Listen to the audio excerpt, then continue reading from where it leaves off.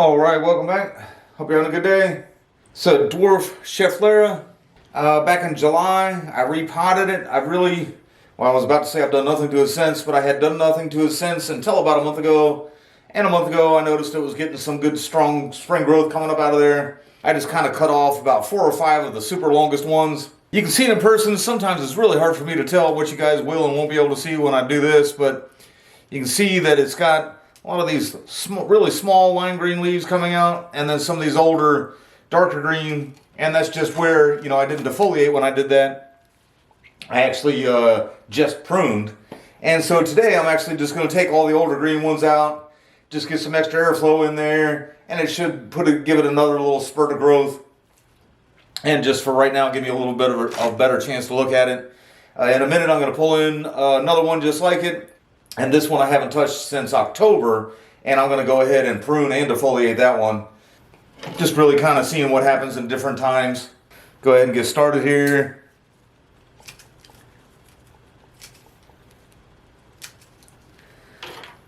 When I defoliate like this, and I say like I do it all the time, I've never really, 3 of these, they were all 3 in the same little houseplant container that was just, they still sell those houseplants down here, even though you could just plant it in the yard. But they were all in the same pot. It was on clearance at Lowe's or whatever.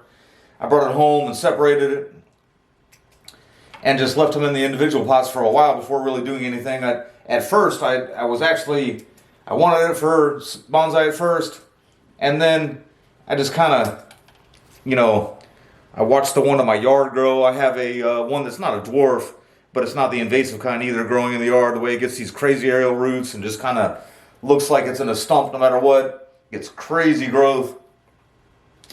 And decided maybe I just plant them in the yard. People do like them.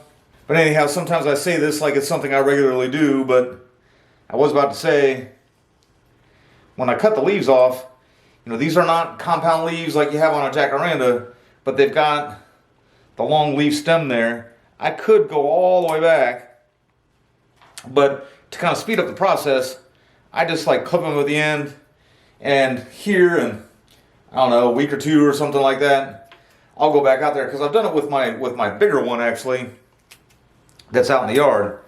But in a week or 2, I'll go back out, and I could just, I wouldn't need clippers or anything. I'll just be able to just kind of rub my hand, and all these little, I'm not really sure what they're called, leaf stems, whatever, that I'm going to be leaving behind, will just fall right off. And generally speaking, since it's outside, I think the lizards and the wind and everything usually just kind of take care of that, and I won't really have to. And also there are some small leaves starting right on the branches too, and I don't really want to damage any of them.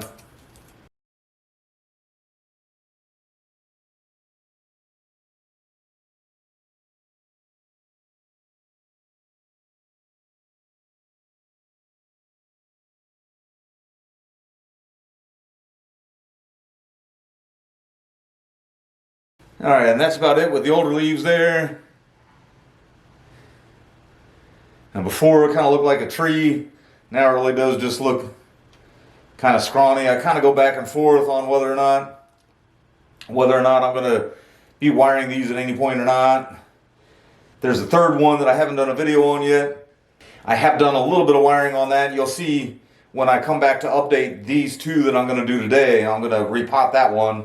And you'll see that I've actually tried some wire here and there on there. And it just seems to kind of, it bites in, and then you take it off, and the tree just kind of grows back to where it was anyway. It's kind of really spongy. I've got enough wire to keep track of out there. Now when I look at it and I see everything just poking up like that, it really does make me want to put some on there, but not today. I've got other projects to do. I don't really have the time for it today.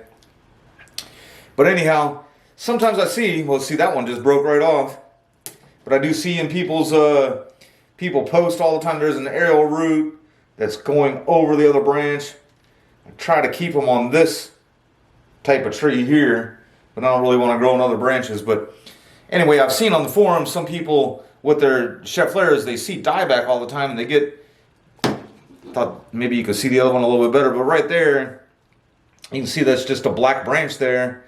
And that actually happened fairly soon after I repotted it. Kind of I wasn't too thrilled when I saw it, but I knew that's what it was, and sure enough, it just dies back and it goes just, it'll go back to the trunk. Not that big of a deal, I just kind of let it do its thing. This one had a little bit of dieback too, and then, it died back to the trunk, live part of the trunk, but then it grew another branch there, so I can take that, and it'll probably just break off. I can take that off too. And then this was actually the piece that I was kind of worried about the most. That one had a little dieback too, and that's actually, at that point, it was about a third of the tree, but you can obviously see the rest of the tree is good and healthy. All right, and then here is the other one. This one was just repotted in October, and I really have done nothing with it since. I do remember somebody commented something about, I can't wait to see that in the summer when these aerial roots hit the substrate. They're actually getting relatively close. I have differing feelings on what creates aerial roots. Sometimes I actually do think that drought conditions might, as they kind of hunt for water, if you will. And then sometimes I actually think that it is just the humidity. Some people say, well, you live in Florida, of course they got aerial roots or whatever, but I really don't know. I do notice that the one I do have in the yard seems to develop them all year. Actually, I'd like to record a little video of that out there. I'd get one of my daughters to come over, be my camera person or something like that. I actually have a succulent in a hanging pot in the tree, and some aerial roots have actually found that, and they've secured themselves in that succulent. It's actually really interesting the way that happened. But since spring is springing, and I just decided that it's time I'm going to work this guy. I'm going to cut it way back here, and I'm actually going to take this branch off altogether. I don't know if you guys can really see, but the way that is there, that's the main trunk of the tree, if you will. You might be able to see it a little bit better here in a minute once I prune it, but this branch is actually coming, you have a branch going off the main trunk that way, kind of down a little. This branch kind of comes up, I'm going to say the proper way. Schefflera really does have the wild, crazy stuff, and then this one comes straight out of the bottom and then curves up. So first thing I'll do is just pop that guy off. That might even give you guys a better view of what else you can see. And then, this guy, just gonna cut back, and really that's just what I'm gonna do with all of them.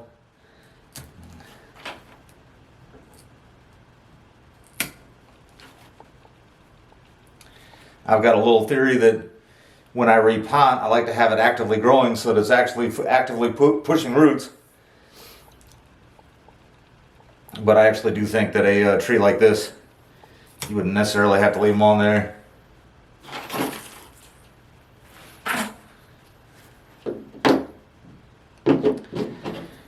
And then I will just go ahead